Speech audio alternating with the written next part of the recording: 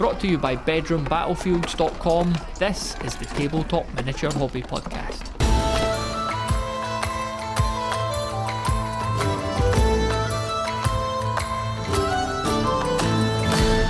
Hello and welcome to the Tabletop Miniature Hobby Podcast. It's Matthew with you here, and it's that time once again. It's time for hobby progress and accountability. We've had a lot of great clips in detailing your progress throughout the month of February 2026. Let's get right into them. Hi Matthew, it's Mark. My February update 2026 for you. Bit more painting, so I've been cracking on with my Dogs of War for the Call of the Crown Challenge. So February I've done 7 Amazons, which are pretty cool, these Amazon warriors.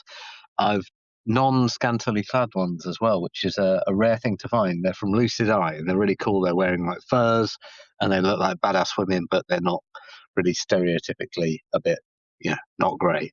But either way, they look really cool. I'm pleased with those. I've done some other female warriors as well, some of the female Frostgrave barbarians, and a Bad Squiddo priestess woman holding a staff with a green man on the top, and a green man himself, which is from Midland, which actually, Matthew, you gave to me at Boyle a couple of years ago as a very kind gift. So that's a cool little unit as well. And then I've just done a couple of additional mercenary heroes to go with that. I realised the other day that I'd actually painted, by random chance, 31 miniatures in January and 18 miniatures in February. And I reckon if I can get another 10 done by the end of February, then that hits 28 for February, 31 for January. So that's one a day. So I think that's quite a nice little beat if I can hit that. I think it's unlikely I can get 365 done in a year, but it's a nice target to aim for anyway. So yeah, that's it on the painting front. Been enjoying doing all that and really loving seeing what everyone else has been up to. It feels like there's been a bit of a surge of enthusiasm and lots of painting getting done and lots of cool models being completed for whatever reason, all sorts of different things. But the one thing that the winter tends to bring is a bit of a lack of games and a bit of a lack of playtime. So the other day when I was listening to Jason interviewing Jerry, and Jerry was talking about the Zulu movie-inspired Rorke's Drift game that he put on, it got me thinking, do you know what? I've got to get back to this 19th century imagination stuff that I've got going. I've got a couple of boxes still to paint of some things that have come out after I painted the initial wave. So some Uhlans, which are like mounted lancers, and some Franco-Prussian War Bavarians, which I'm going to use for various things. But I'll need to get those painted. Not a load of figures, but I'll get those done in maybe April once this Call of the Crown Challenge is finished. And then I am aiming to put on a multiplayer game in the summer, so some point in May, June or July.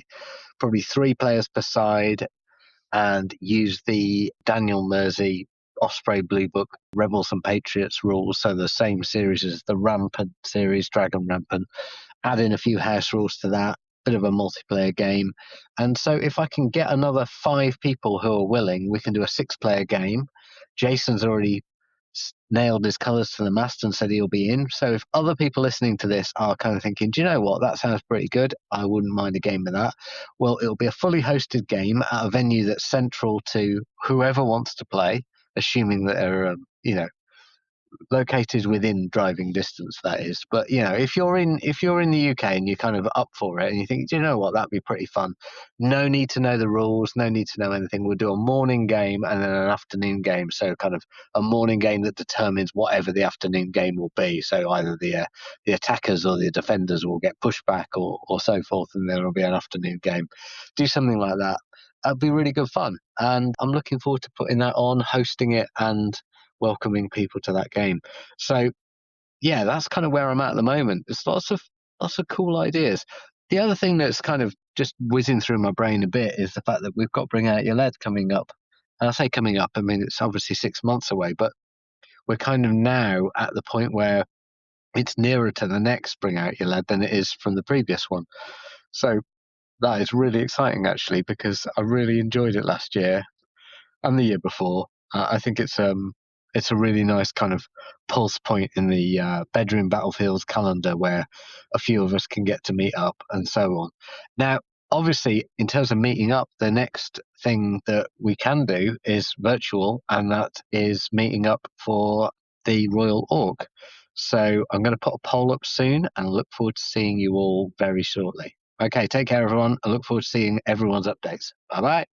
Hello, Matthew. Hello, Bedroom Battlefields crew. Has it really been another month? Well, I suppose it has. Hobby progress has been sporadic this month. My painting desk had a bit of an overhaul, and that certainly helped. It's amazing how when you tidy up a bit, things somehow fall into place. But yes, let's see. I did manage to finish 2 warbands for Arkworld and get some games in. Very fun, very enjoyable. Yesterday, my brother came into town and he had to fly in. It's been a long time since I have been able to see him, and I got to show him some of the things I've been working on. My older brother was always an inspiration for everything. My hero growing up.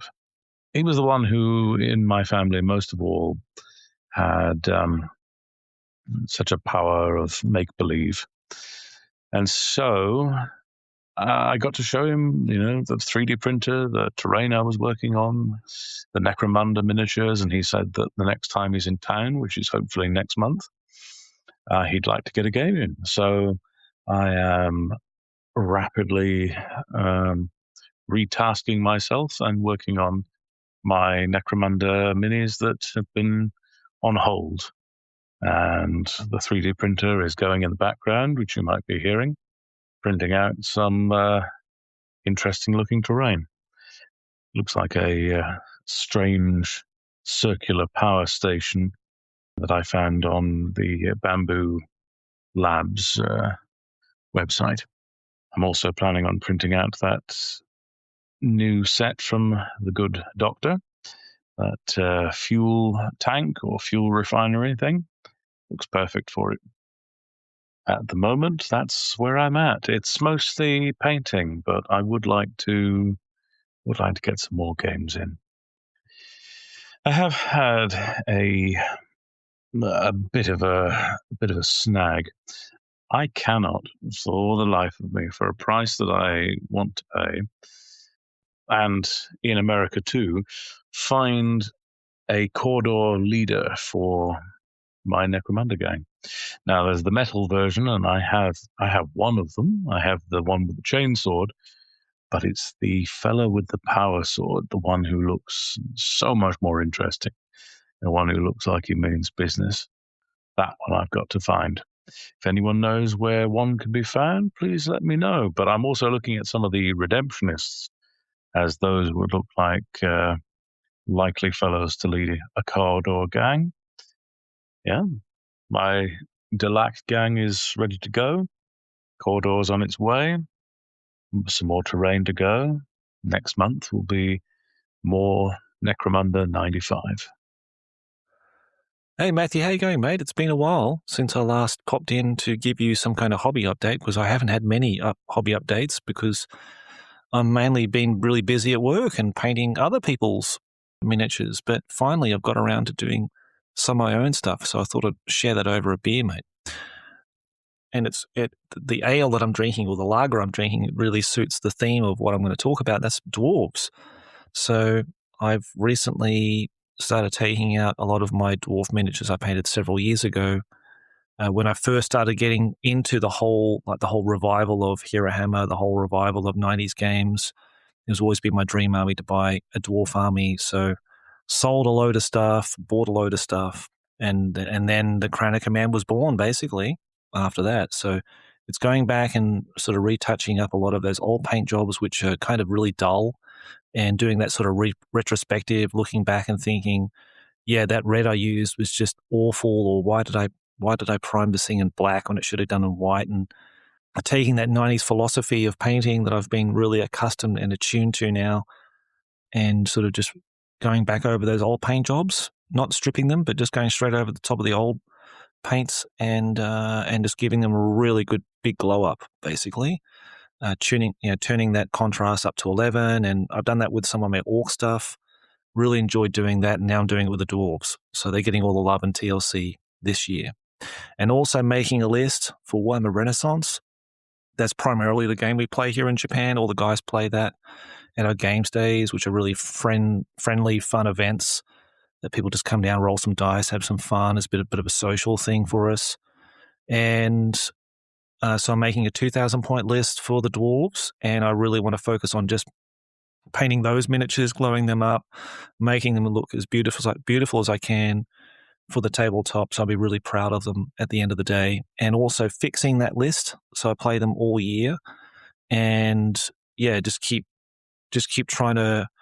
I'm terrible at tactics. Terrible. That's why I play Orc and Goblins. It's just run towards the enemy as quickly as you can, close the distance, and just hope the fanatics and all the brutish bad stuff just hammers them into the ground and that kind of thing. And just hopefully your War magic will save you the day. So dwarves are going to be a little bit different because they're sort of very much a standoffish army, shoot from a distance and then close into the enemy once they get closer. So I'm looking at tinkering around with magic items, the runic items and stuff like that. So it's been really fun to go back because I haven't played them for a while. So that's been really nice to do. And like I said, I'm enjoying a few beers as I write my list and then think of all the models I want to paint. And as we covered my first White Dwarf, that's issue 151. Paul Robbins did the beautiful dwarf army in that. Maybe some of the listeners might remember or have seen the video on my channel. And it got me thinking about, because Warhammer Renaissance has dwarf berserkers, which act like fanatics, and picking out a few models. I think you can have up to 3, for a unit of Slayers. So painting them in Paul Robinson style war paint with all the amazing colors, like they had like blue war paint on them, very reminiscent of the movie with what was it called again? I can't remember now. It's a Scottish-based movie, Braveheart. That's right, Braveheart, and like the orangey red hair, and the guy with this like sort of skeleton tattoos all over him. Yeah, that will look really cool as a project to do, and sort of in homage to Paul Robinson's amazing dwarf army, which is so beautiful. And so that's been sort of captivating my mind and my hobby interests so far this month. So in closing, I just want to say thank you very much for your awesome podcast, your amazing community. All the people a part of it are in it to support each other and for the right reasons, mate. So thanks again for all your contributions, and I hope you're doing well. Take care. Hey Matthew, it's Bruce here, aka Roll for Wounds on the Discord, and I'm submitting my hobby updates for February 2026. Now, I've not submitted in a while, and the reason is because I have been doing the same thing month in, month out, which is developing this ruddy game of mine, and that's basically taking up all of my free time, or rather all of my former hobby time. And it is still hobby time. It's just hobby time in a different way, because I've largely discarded the paintbrush in favor of publishing software and graphic design and component sourcing and playtesting. Sounds a bit laborious, but I tell you what, it's really fun. I'm having the best time, and mainly because this game has been bottled up. I've been playing it in a rather insular fashion for probably the best part of a year and a half, and now I'm properly playtesting it with people who have no idea what it is, and it's going really well. It's super fun. I wanted to be sure that it was a very solid system before I inflicted it upon any other person outside of my immediate friends and family. And it's great. Taking it to my wargaming club. We reserve a little coffee room in the back. I plonk them down and subject them to 3 hours of a atmospheric, cooperative, dilemma-based dungeon crawl, which is very fun, very fluffy, very much, I think, in the spirit of the community that you fostered. So, it's been great. I'm having the best time, and I will probably, based on the scale of this thing, I'll probably be doing this as in playtesting and finessing for the best part of the next year. So I won't subject you guys to a monthly update of that. But yeah, that is what I've been up to. What are my intentions with it? Well, first and foremost, I want to get it finished, it being the copy that I own. And then slowly but surely, I'll get little sort of, suppose, early versions built and sent to people for no reason other than to have them enjoy it.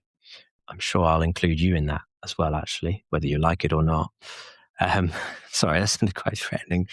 And then that's it, really. I mean, maybe I'll do it commercially, but what's important for me is that I make a game that I really like.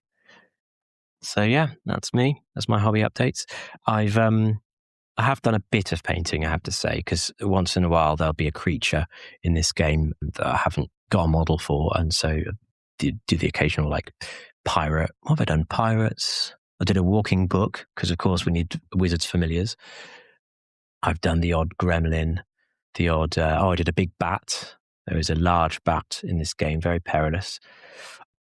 And I recently finished The Green Knight because that felt like a rite of passage and one that's long overdue.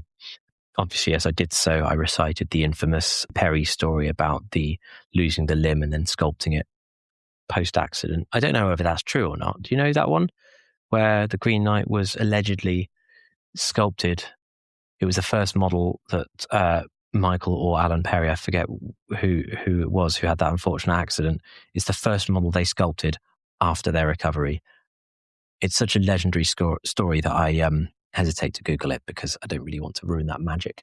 But in any case, I did the Green Knight. It was super fun. Oh, that might be a good hobby. Not a good hobby, but like a good subject of discussion is, what do you consider to be your hobby like the milestones that you know are ahead of you hobby-wise that you're sort of almost too daunted to do. So, for example, paint the Green Knight or have a retro Chaos Dwarf army or, paint a war wagon. Anyhow, gotta go. 25 seconds left of this recording. And I've got to go roll some dice again. Cheers, mate. Have a lovely rest of your week and all the best to you and your wonderful community. Morning, all. Jamie here from the Worcester Wyverns Tabletop Club in Worcester. Obviously, it's in the name. Formerly known as the Worcester War Room. We've recently had a name change because we've got aspirations to do things in the future, maybe with younger people, and felt like Worcester War Room was, although probably very inoffensive to older war gamers, like creaky old people like me, but it sounded a bit. I'm sure you know what I'm trying to say. So anyway, we've had a busy month. We started the Trench Crusade campaign in the middle of January when the group order for rule books came in. We'd ordered 5 or 6 of the things. And at the time of arrival, I do believe that on eBay, accumulatively, they would have been worth about $1,200, $1,000. But seeing as we're not scalpers and we want to actually play games and enjoy each other's company, we didn't jump straight on eBay. Although I'm sure some people would probably argue that was an unwise decision, but hey-ho. So we started the Trench Crusade campaign. We are 3 games in of about what will be about 12 game campaign. We're just using the standard Trench Crusade campaign system in their rulebook, which seems fine. I've had mixed results, but luckily I don't take these things too seriously. We have started with, I think, 800 ducats is the currency in the game. And in all 3 of my matches, my Artillery Witch, which is a big, nasty, heavily pointed elite lady who summons artillery from the sky through portals to hell, has died every game, which she's kind of meant to do because she's big and scary and draws lots of attention. But unfortunately, on the injury rolls, post-game has rolled a 1 every time. And that's about 20% of my total list cost in points. So every time I've played and gained some points, I've then had to spend more points back on buying said artillery munition. So leading on from that, I've done a bit of painting. I've been pretty busy, so I haven't painted many minis, but I have painted a lot of Hexengard terrain, cobblestone streets and the such. I'll try and put a picture in the Discord for an event we ran last week, which was a narrative campaign day at our home base at Hope Church in Worcester. And we had 20 people attend. No, we had 18 people attend because we had 2 dropouts. And it was a great day. We had 3 games because it was a sort of beginners event day. So the games were allotted 2 hours each for lots of rules questions and stuff. And it was really good fun. It was very narrative. There was a whole campaign. We were fighting over a Greek city. I should probably know what the fictional city was called, but I can't remember. I wasn't running it, so the actual minutiae of it are escaping me. All I know is lots of dice were chucked, and it was really, really good fun. So that was good. Luckily, I got the terrain painted in time. The slightly bad news from that is that we started a hobby golf game as a club in January, and I have accrued about 4 points this month. I think I've allotted for the club terrain I did, because it's all just heavy dry brushing and quite quick. But I won a prize on the day of a box of War Games Atlantic British infantry soldiers, which is 30 in a box.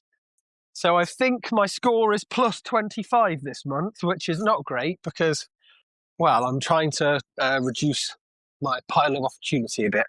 Anyway, so I'll probably end up donating a bunch of those guys to other people in the club.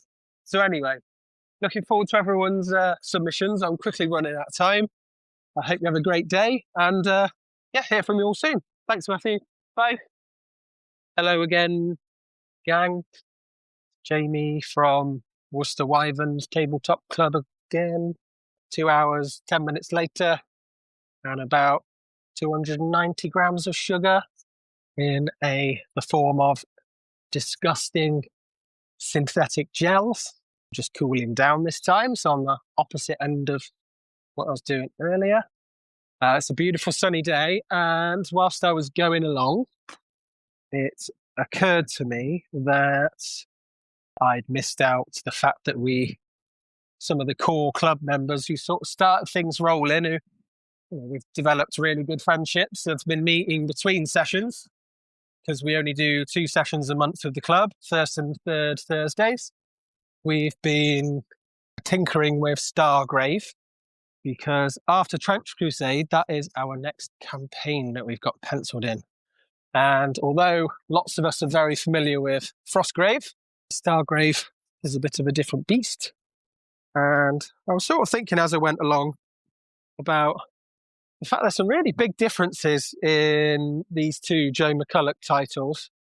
We've got a lot of love for Frostgrave, but I don't know, I think 5 games into Stargrave, it's very different. The captains and the first mates, i.e. the wizard and apprentice in Stargrave, firstly have fewer powers. It feels more costly because of the strain rule, where even trying to do it takes a toll on your body, which makes a lot of sense thematically and mechanically. But they have fewer powers, so less options.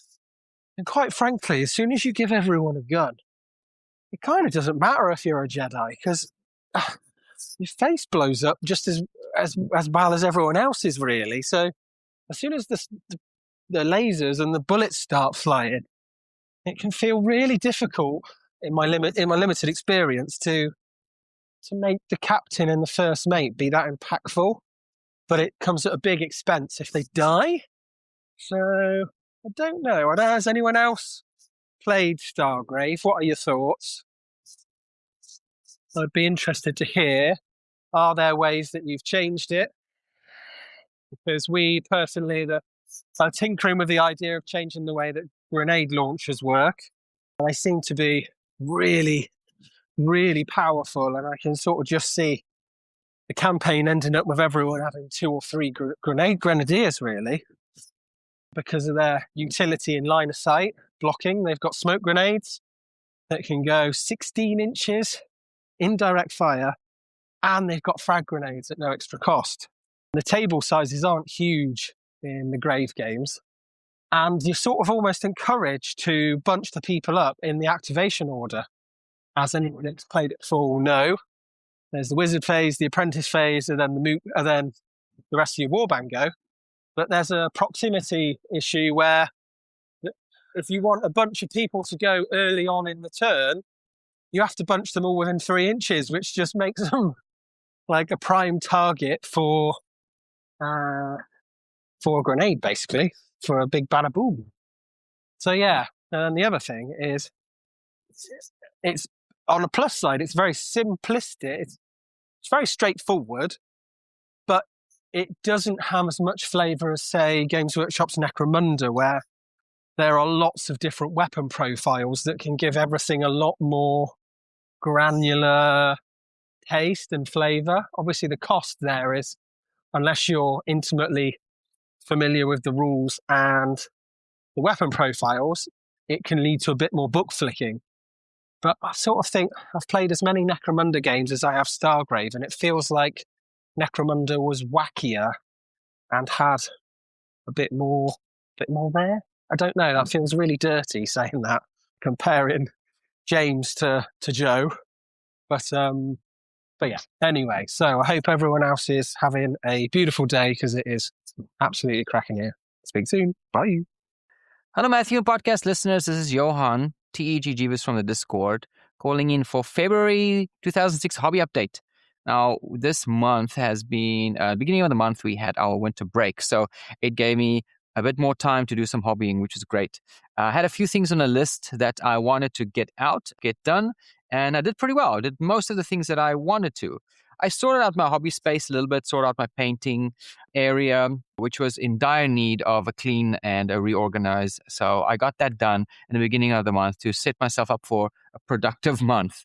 I printed off some of Dr. Spork's fantastic elven terrain, which I've been meaning to do for a long time. I needed some thematic terrain that fit with my elves, my high elf Oathmark army that I've been putting together, and those fit perfectly. I'm so happy with those. Seriously, if you've not checked out Dr. Spork's terrain, absolutely go do it. It's on Colts 3D. Download those, printed them on my A1 Mini. And then a friend of mine, on our break, we took a drive to the town next door, which had a newly opened, they've been open for about a year now, but a new friendly local game store. We don't have any in our town, and so we had to drive to the town next door, and we decided this is a good opportunity to go and do that.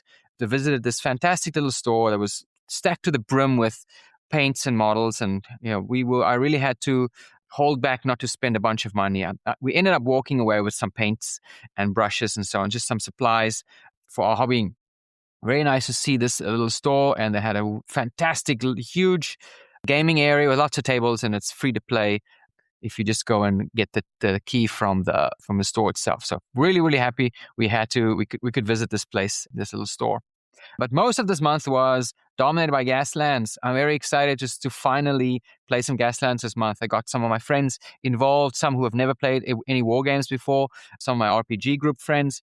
I got them to bash up some cars, some Hot Wheels, or some cheap dollar store, die-cast cars, and we had a fantastic time playing the game. It is so chaotic and exciting. We just had a fantastic time. We laughed the entire time. Really happy to have Gaslands checked off my list this month, because it's one that has been on my list for a long time to play, and really happy to get that going this month. I also did a bit more painting. I tried to do something a little different. I had this box of, I think it's called the Deuce Vault, medieval Russian infantry, just sort of as something different. Try to do something historical, because I have not really painted any historical models in the past. So I did that. I painted up a small warband, just about 5 models, to try out some new painting techniques. I had something in mind with using heavy washes. And so I'm quite happy with how they turned out. And I intend to do a bit more of them in the future. Then a friend of mine messaged me and said he wanted to play one-page rules, Age of Fantasy Skirmish. And I said, sure, why not? Another reason to paint up some more models. And I decided to go with an Empire, sort of piratey themed Empire skirmish warband. I got some Cities of Sigmar steel helms from Games Workshop. I had some sprues of those that I got a while ago. Painted some of them up in a dark red and white and black aesthetic. I had a Stormcast Eternal Questor Knight that I kit bashed, gave him a nice double-barrel pistol on the one hand, and I gave a little lantern to sort of fit in better with the pirate aesthetic. Painted him up as our leader, and I had printed out some pirate mercenaries, and I painted them up so to tie the whole warband together. And I had them all on cobblestone bases, and it looks really good. Very happy how those turned out. And the last but not least, finally tried out Oathmark, two of my big games that I always want to play. Gaslands and Oathmark, both I've tried out this month. Oathmark was mostly just a learning game, solo, just to get to know the rules. And I am very excited to play more of Oathmark. I'm very excited. It is such a smooth and easy to learn system, and I'm very excited to play more of it. But that's it. That's it for my hobby update. Looking forward to hear everybody else's updates this month. Bye-bye. Hi, it's Dave here with my hobby update for February. February's been a pretty busy hobbying month for me. We have had a really big game of 40k down at the library, and that was 38,000 points on the table. Sadly, 2,000 points short of 40k points. So we had from 9 o'clock in the morning till 5 o'clock when the library kicked us out. I think we got 2 rounds played per side, and that's honestly how 40k goes sometimes when you've got too much on the table. It was good fun though, just like participating with, some of the other guys in the club that I literally never play with because I don't play much 40k. So that was fun. My guards joined the Chaos side for lack of Chaos players, and the Chaos side were actually victorious. And a Basilisk that I got off my mate maybe 20 years ago finally made it on the tabletop and got the kill shot in the Warhound Titan. So I just feel like quite satisfied that miniature I've been holding on to for 2 decades has finally achieved something. Like it's achieved its little, miniature destiny by kill shotting a Warhound Titan. So that was nice for the Basilisk. What was also nice was a fellow gave me a big box of stuff he was just like clearing out of the attic, and there was just tons of like really old lead miniatures in there, old kind of like medieval stuff and just weird things. I have no idea what any of it is. Some lovely old Chaos guys, and actually there was Goblin Rock Lobber in there, which I was about to just build one myself, but being given like a super vintage Goblin Rock Lobber was just incredible. So that was lovely. I'm going to get it all fixed up. Probably need to strip down, and that'll be taken to the tabletop with my goblins at some point. There's also a ton of Battlemaster stuff in there, which is really cool.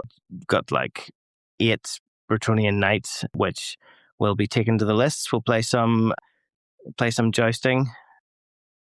What's the White Dwarf jousting game? It's just out of my head, but we're going to play that. And there was also like a gun carriage, which I think is going to just become a dwarf organ gun, probably. Still building up this dwarf force. Looking to play a bit more old world at some point. So yeah, going into March, we are looking to probably... The Sun's looking to get some Lord of the Rings on the go. We've got some Rohan characters and horsemen and stuff to paint up. And we also, thanks to Carl's picture of his hobby shelves on the Discord, spotted that Lord of the Rings Risk and got that. So we're going to get that on the go in March. Looking forward to that. And yeah, my son is mostly taking up the painting desk now, so I'm feeling a wee bit of like a victim of my own, hobby parenting, but I suppose that's as it should be. So if I get a chance to paint anything, that'll be good. I have managed to paint my Orlok gang after I stripped those a long, long time ago, and have finally, thanks to the Paint All the Minis Discord monthly painting challenge, have finally managed to get those all painted up, a couple of batches of 3. So the final batch was done and will be photographed for this month's challenge. You can see them. I'll put a picture on the Discord, and you'll see all my Orloks freshly painted. I'm pretty happy about that. Apart from that, we'll just keep trucking on. Looking to maybe get some minecarts and mulch holes back on the go. We'll review the old rule set that we started putting together for that. It's been long enough to get some fresh eyes on it now, so we'll probably see all the things that we couldn't see ourselves first time around. And it'll be nice to get that big, board out of the garage and down to the club. It's always good fun to have that on the go and get some dwarfs racing down the mine track. So, yeah, looking forward to hearing what everybody else is up to. Thanks for the pod. Cheers. The Minigamer is a free weekly email newsletter where I curate 5 cool things that caught my eye in the hobby this past week. Subscribe today and have the next edition sent straight to your inbox by going to bedroombattlefields.com/email. That's bedroombattlefields.com/email. And now back to the show. Greetings, Matthew, and everyone enjoying the podcast. This is Mark Tanaka-Wolf from Discord here on the west coast of the United States. Getting over a bit of bronchitis, so I haven't painted as much this last month, and I was running a Shadowdark RPG one-off session that is, I'm happy to say, turning into a campaign with my 3 players. But for now, my hobby focus has been on preparing to play Mantic's Dead Zone sci-fi skirmish game. I've been craving an experience that is more than one-page rules and less than GW's Kill Team. I think Mantic's Dead Zone may scratch that itch. Working on a Goblin Sniper for my Marauders at the moment, and I'll post a pic when his basing is finished. A friend is commissioned to assemble the entire 2-player starter set for me, and in the meantime, I'll finish up these orcs. Blue and orange is their scheme, just like for Epic. My hobby time is becoming quite Mantic focused so far this year, but don't worry, Conflict 47 fans, I plan to post more of that when time permits as well. Thanks for listening, and I'm wishing you peace and good gaming from Central California. Hello everyone, Callum, aka Dr. Spork here. Sorry I missed last month's episode. Papa Nurgle decided to make an unwelcome visit to my household. But does that mean I haven't got any hobbying done? Well, no, but it hasn't been great. Sadly, I had to drop out of the Call of the Crayon as it became clear that getting my Orc Wyvern painted in January was just not going to happen. But I did manage to get a few 3D prints designed through January and February. A sci-fi fuel depot and some quite popular fantasy buildings are done and available now, and I'm hoping to get something big and fantastical out in March. So, fingers crossed, as it is a tiny bit ambitious. On the painting and modelling front, not much has happened since I stopped the Call of the Crayon, but this week a package arrived, containing a small, undead Warmaster army, and as I have a game of Hobgoblin coming up next week, I have challenged myself to build and paint it, complete with base adapters in time for that. To me, this is quite the challenge, but so far I am on course with the rank and file painted and all the bases built. So I've got everything crossed that I can pull this off. Gaming has been pretty good though. I've enjoyed some Hobgoblin, 2nd edition 40k, and tried out a scenario that I wrote for 5th edition Fantasy that didn't go well, but that was more to do with some of the worst dice rolling I have ever witnessed, rather than the scenario. So I'll be trying that out again next week, and hopefully it will work out a bit better. As always, Matthew, a massive thanks for this wonderful podcast, and I can't wait to hear everyone else on the episode. Catch you all next month. Hello, Matthew. It's Ed from Sussex and the Bedroom Battlefields Discord. And this month, I have mostly been doing Blood Bowl and Space Hulk. So first up, Blood Bowl. I went to Beachhead at the beginning of February and competed in my first big tournament, quite possibly my last big tournament. It was a really interesting experience. I'm really pleased I went and participated. but the pressures and time constraints just weren't for me. I got to the fourth game of the day and my brain was fried and I couldn't think.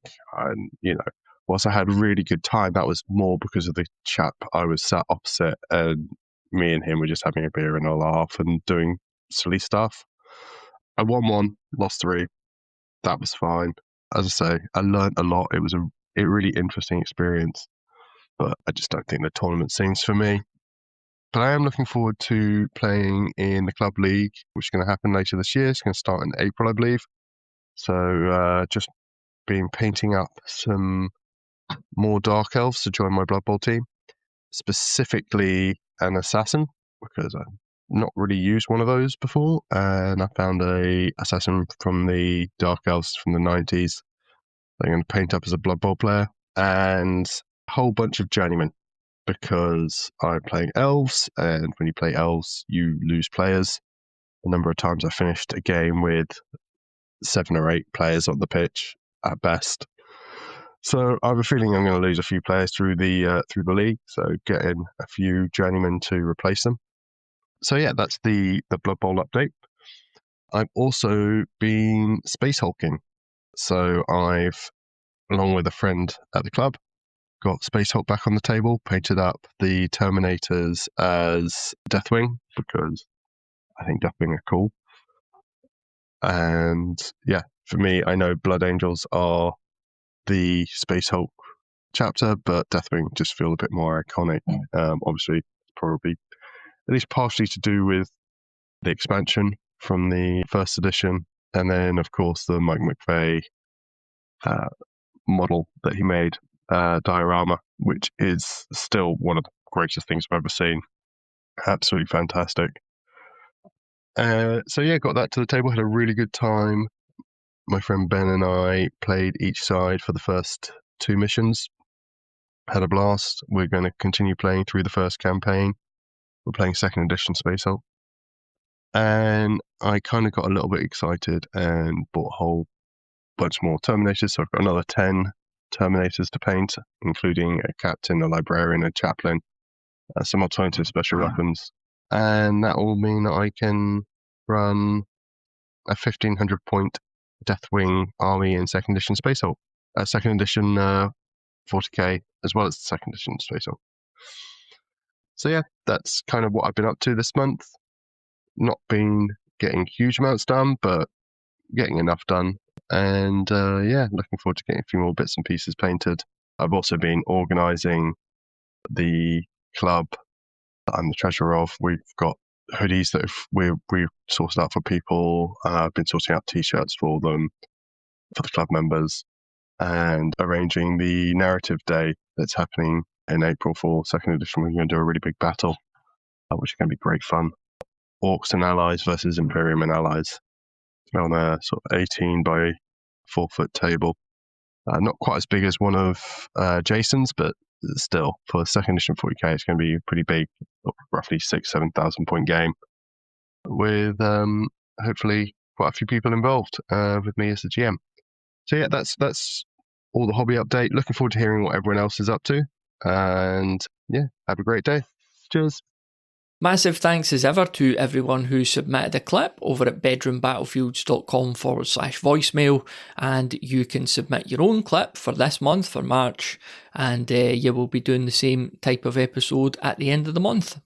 So I guess it's only fair that I chip in with my own accountability stuff and hobby progress. So Thundercats are still on the table, although they're almost finished. I mean, the main Thundercats, the good guys, are done, and it's just Mumra in his ever-living form and Slythe, the leader of the mutants, that I'm finishing up now. So it's going really well with those, and I've recently started to really lean into going back to regular acrylics, because for a lot of years now I've been mainly contrast paints with my miniatures, and they do a great job in the main, but you know, they obviously have their shortcomings as well, and painting's just a hobby for me. It's not something I try to get excellent at. Like I'm not trying to win a golden demon or anything, but yeah, I just found in certain situations contrast paints were a bit limited, and especially when you were looking at those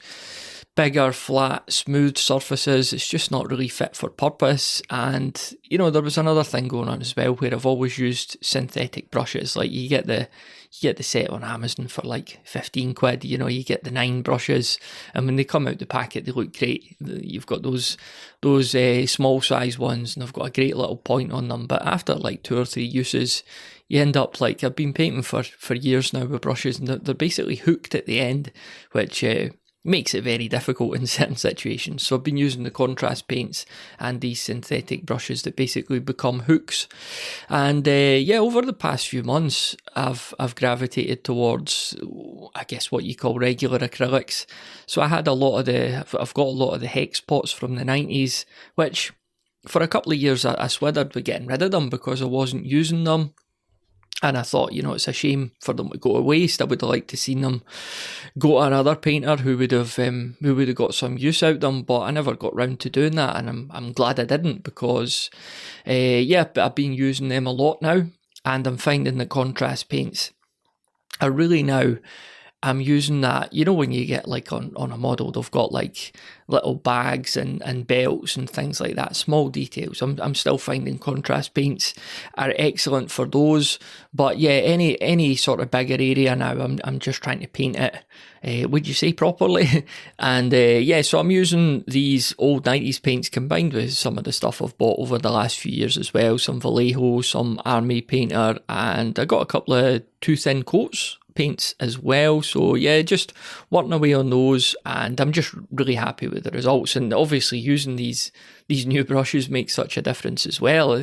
Suddenly you're able to go into a small detail and not have to guess, like, although I'm pointing the brush at this area, it's hooked, so I'm actually like, you know what I mean? Like, there's very little precision when you're basically painting with hooks. So it's been really nice to be able to like zone in and even do things like eyes and that, which I've always kind of shied away from. So who knew that giving yourself better tools would lead to better outcomes? That's a revelation, isn't it? So, I'm really happy with how things are going on the painting table. Got Mumra the Ever Living and Slythe on the go. I've also got Ed from the Discord, Ed from the community, was very kind to send me a Blood Bowl player. What was his name again? He had a funny name. Bile rot vomit flesh or something. It was something like that. So that's really good. I think from the 80s, this little star player for my Chaos team, Realm of Chaos. So big thanks to Ed for sending that over. I really appreciate it. And I've started him as well. And then I've also got on the painting table a couple of sets of wizards for my 15mm armies, because Callum and I are going to play Hobgoblin in a week or two. And I wanted to get some magic involved in the game, so I got a Chaos Sorcerer and a Wizard for the human army as well, and bodyguards for each of them. So I'm painting away on those as well. I know that those will need to be done before we play that game, so that's what's on the painting desk at the moment. Still trying to do that 3 miniatures a week, which is turned out to be a really good way of keeping moving forward without feeling overwhelmed. So yeah, painting is in a pretty good place for me right now, I would say. And I actually had the pleasure of sitting painting the other night there, listening to Jason chat with Thomas Pirinen, which is an upcoming episode of the podcast. So as you'll know, Jason had a chat with Rick Priestley, and then he had a chat with Jerry of On Tabletop, and now he's speaking to Thomas Pirinen as well. So that was a really enjoyable conversation, and I just sat back, keeping an eye on the recording session, and painted my models. So that was really good. And like I say, that episode will be coming up in the next few weeks.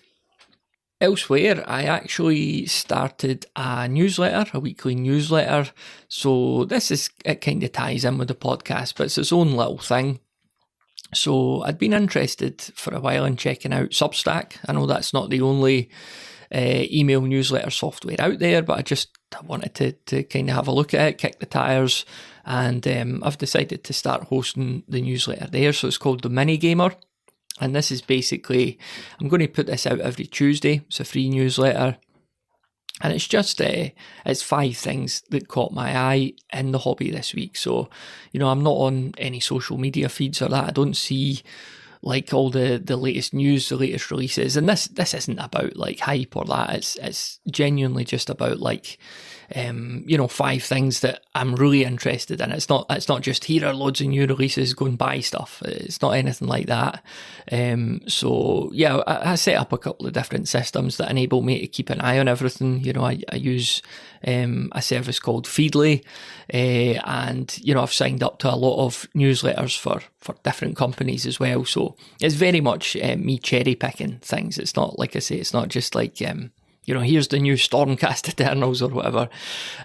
So from memory, on the first edition of the newsletter, which went out on Tuesday past there, it was stuff from like Ral Partha, Die Hard miniatures, Midland miniatures, things you would expect that kind of fall into the wider audience and interests of this podcast. So like I say, the newsletter is called The Minigamer. And you can get that by going to bedroombattlefields.com/email. You'll find a sign-up form there. And like I say, it's a free newsletter that will go out every Tuesday. And if you're interested in that, you could go and get signed up to it.